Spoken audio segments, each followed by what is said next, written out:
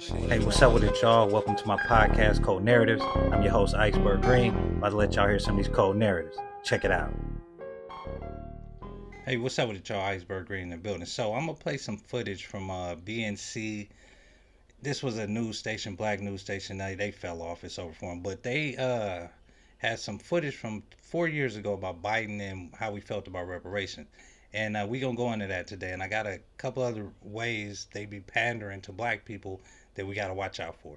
But check this footage out and I'll be back. For reparations, a new report says that he may not ultimately push for congressional actions on reparations at all. Politico is reporting today that Biden has privately told lawmakers not to expect much on reparations legislation. Okay, so let's fast forward to now. Once he won the election, they started a reparations committee, a task force to study reparation, lineage, and all that stuff, something we do deserve. And when asked about this lady, I see her a lot. And this is from Forbes News.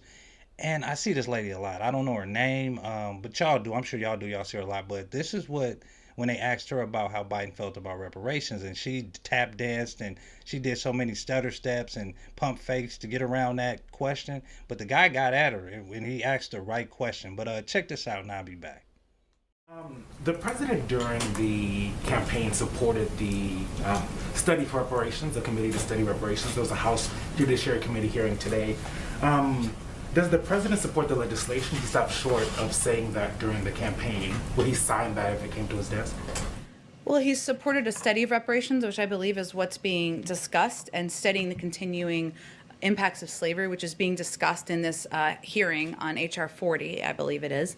And he continues to demonstrate his commitment to take comprehensive action to address the systemic racism that persists today. Obviously, that is having that study is a part of that, but he has signed an executive order on his first day, which would begin to deliver on his commitment to having an across government approach to addressing racial inequality and making sure equity is a part of his entire policy agenda. But he certainly would support a study of reparations. We understands that we don't need a study to take action right now in systemic racism, so he wants to take actions within his own government in the meantime. See, he asked the right question. If you have executive power to pass all these anti-hate, Asian and LGBT, you have executive order. Why can't you do that? See? So I want y'all to pay attention how when they pander to us, what are they pandering to us for? A vote? Think about your vote. What that should mean to you, and what it represents for your people. What are they doing? Tangibly, just think about that. Are you happy with the first elected black woman, which sounds great if they're going to do something for us? First black this, first black that. It sounds great when they're doing stuff for black people, tangibly, and they could work together. Executive order. They are trying to study this. They've been studying slavery for how many years, y'all? And we still need to study to assess what was done, to atone for what was done to black people, black Americans. See? So y'all got to understand this. When this come up, everybody, we got those people out there like, no, we ain't getting no reparations. No. They give up. They don't want to fight. They don't want to fight with us. We don't have no allies. It's the same old story for black Americans. But as a person that was a Democrat at one point in my life, I voted that way because I felt like, and I was told that they were the party that represented black people. Would he support the bill? Because you're talking about the study, but if the bill came to his desk, would he sign it? Well, it's working its way through Congress. He'd certainly support a study, but we'll see what happens through the legislative process. Just last question on that. The president has signed quite a few executive actions. Why not on this issue create a commission and by executive order?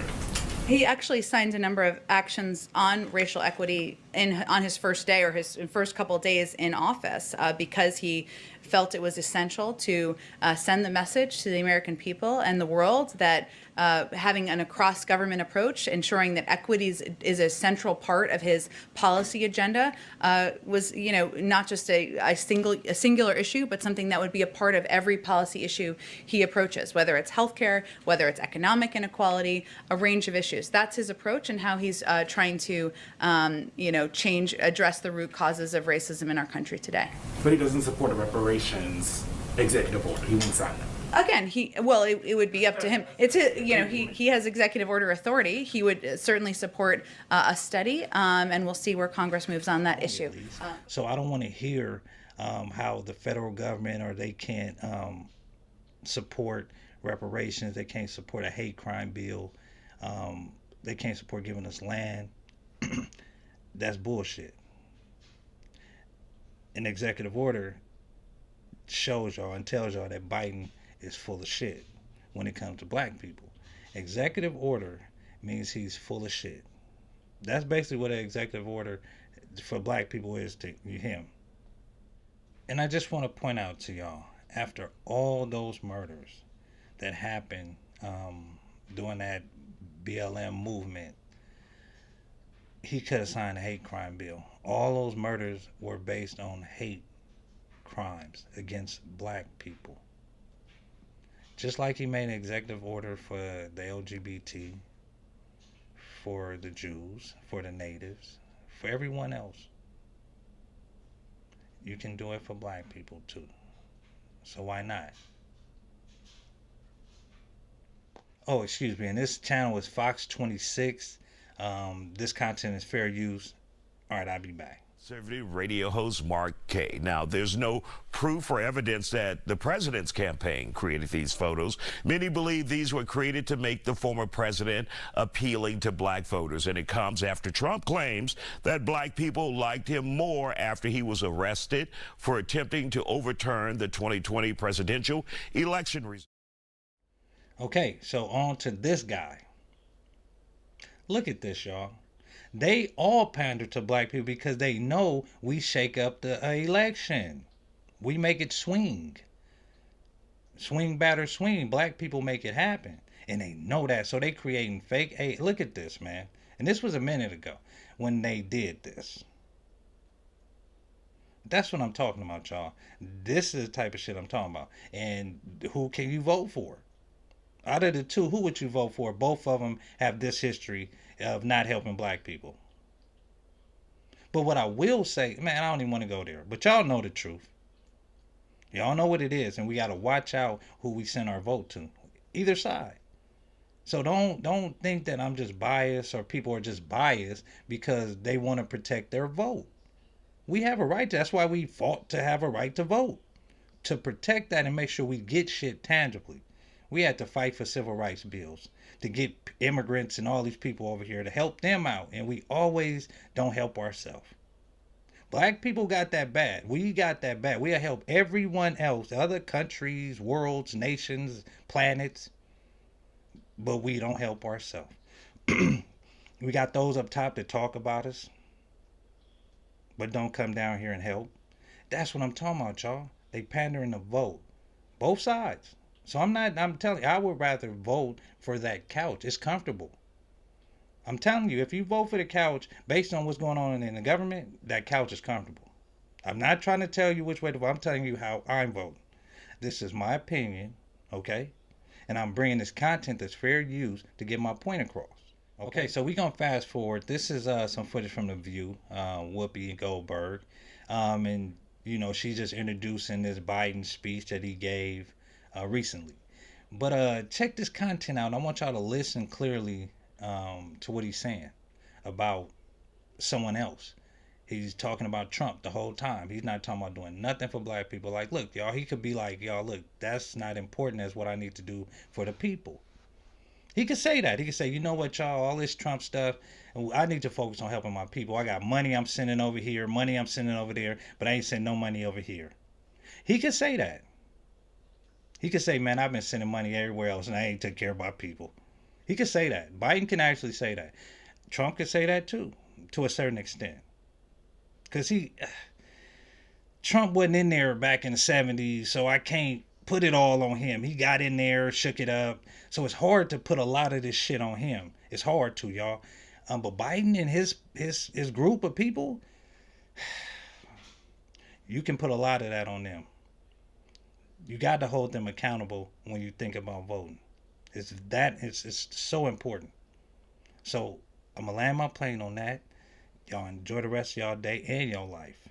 and watch and protect your vote. That's all I'm preaching. Protect your vote. Make sure it count for you. Now, if you're a bootlick and it's helping your agenda, whatever the case may be, go ahead.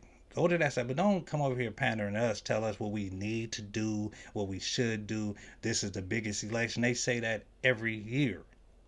But I got another segment I'm gonna do on this with that footage from him and Charlamagne the God on the Breakfast Club, and that's the one that really shook it up. It's the same guy who wanted to tear gas you as you peacefully protested George Floyd's murder. He says he's the greatest president for black people in the history of America, including more than Abraham Lincoln. I think he injected too much of that bleach in his under his brain. I think it affected his brain. And today, Donald Trump is pandering and peddling lies and stereotypes for your vote so he can win for himself, not for you.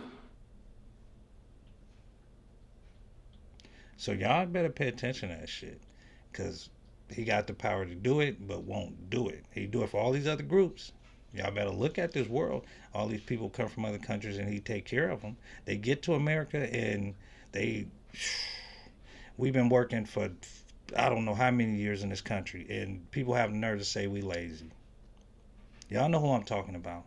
But if you have the nerve to say black people are lazy, and we helped, and majority, and we built this country from the ground up. You can say slavery, whatever, they had us working, but we were working to build this country. The slave trade, y'all know what it did for this economy. Don't act like y'all ain't read the history books and know how the cotton wheel and all these different inventions that black people made helped stimulate this economy and help build this world to where it is right now. So we have never been lazy. We just tired of the bullshit. See, there's a difference between being lazy. You can work for someone and they tell you you're going to get a raise. Just imagine working for someone for 10 years and they tell you you're going to get a raise. And you work 10 more years. They say you're going to get a raise. Just keep it up. You just keep voting for me. You're going to get a raise. And 10 more years come. Look, I really wasn't going to give you a raise. I was using you to work 30 years. So, my bad. That's what we get. So, what can I say to that? So, this is just my narrative, man.